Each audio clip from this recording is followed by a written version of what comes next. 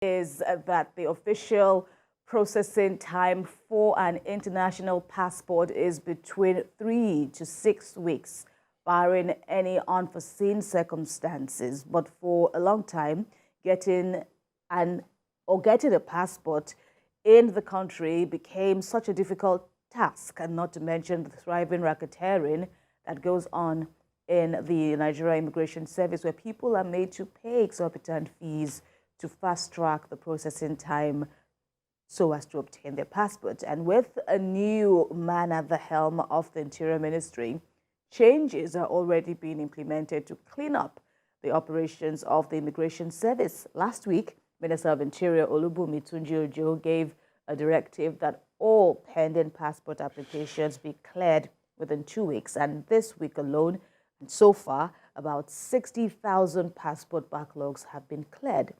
This within 4 working days, and it comes as the new minister aims to clean up the passport crisis in the country.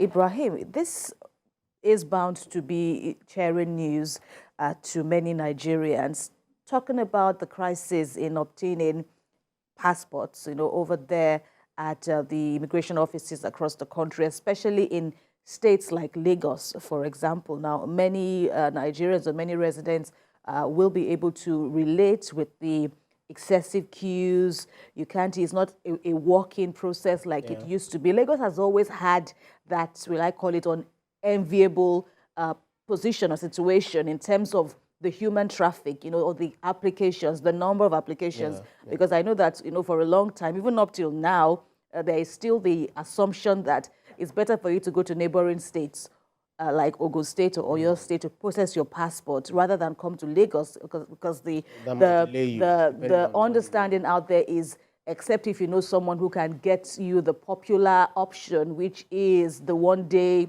fast tracking, which is number one, unofficial, and I don't even know whether that is still reliable. Talking about a one-day processing where you have to pay almost double the fees, and this situation has opened up to corruption rigging practices that haven't helped the system at all. Talk less of Nigerians who are adversely affected. Yeah, it's good news, warming, and the fact that the minister said it, Honorable Olubunmi Tunji-Ojo, said that passports will be made ready in 2 weeks and everything will be cleared and all of that.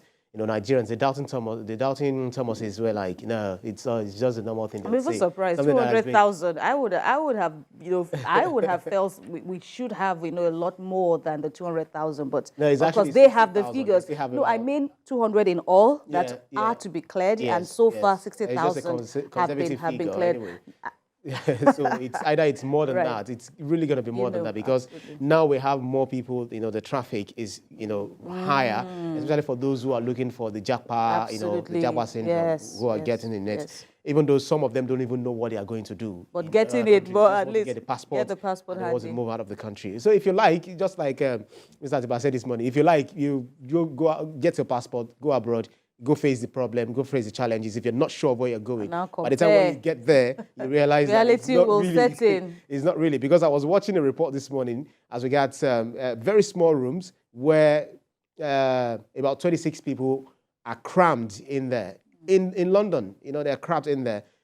People, immigrants, they're not sure of where to sleep. So the landlords, the owners of those buildings were just feasting off their because obviously it's not free. You understand? So it's like a good be thing. as many as 20 or way beyond the accommodation. Yeah, facilities. but that is illegal. It's Absolutely. illegal. It is, so, but feeding off desperation of many immigrants. That's right. So it's good news. It's warming that 60,000 passports have been cleared. But then, is it in Lagos alone? You started off by talking about the traffic in Lagos and how difficult it is to get your passport in Lagos. Even mine, when I got my passport in 2020, I had to, be patient, before I even start using it, later on. So, is it in Lagos alone? Is it across the nation? So let us get the figure for that of Lagos. Let's get that for the Oyo State, and also for Kano, etc. So Abuja. So how are they expediting the passports, processes? And they should not only, by the time they bring up new policies, they always talk about, oh, we are going to do this, we're going to do that. how sustainable is it?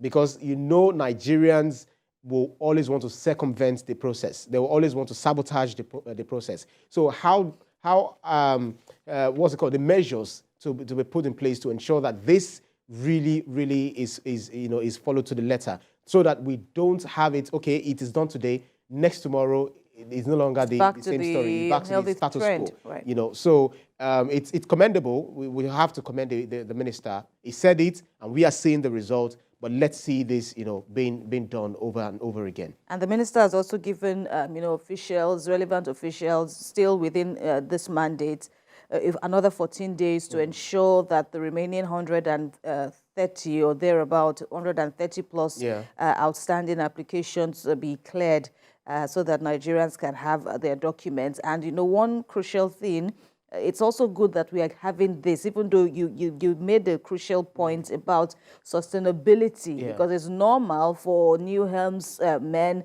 new individuals heading parastatals and especially ministries in their supervisory duties to come in at this time talking tough, but there are underlying issues. There's need to clean house. There's also need, like you said, to sustain the corrections, the corrective measures, of the reformative or the reforms that the ministers are doing. In this case now, this is very welcome, and it is crucial that he follows through this, and the average officer imbibes this, that it will not be business as usual. But so far, from the little information we have garnered on this issue, they say the major problem with the delays was the issue of verification of your NIMC, your NIN identification. And discrepancies in identification. And, gratifyingly, I use that word carefully, though, unlike the previous dispensations, this time around,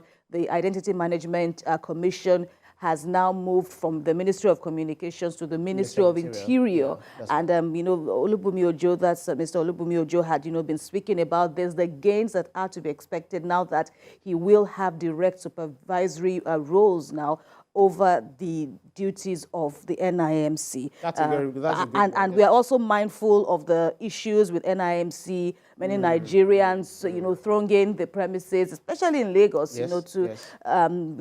despite all the structures that they have done, to decentralize the process, bringing in super agents to help with the identification exercise, but yet you still have to go back to the headquarters, and you can imagine the crowd there.